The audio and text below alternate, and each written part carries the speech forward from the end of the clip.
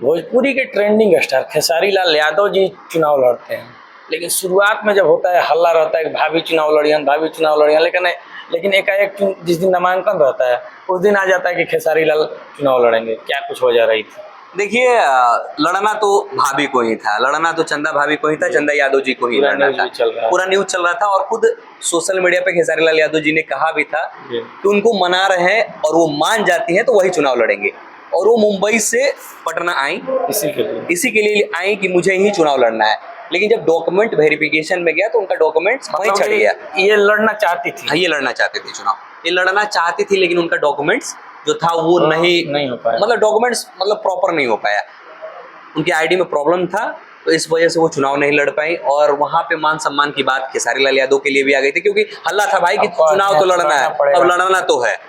अब कैसे वो शख्स बैठ जा सकते थे? मतलब भाभी का नामांकन ना होके खेसारी लाल यादव, आपने देखा होगा कुछ दिन दोनों लोगों ने सदस्यता ग्रहण किया जी, दोनों लोग ने ही किया, चंदा यादव जी, हाँ, चंदा यादव जी ने भी किया, खेसारी लाल यादव जी ने भी किया।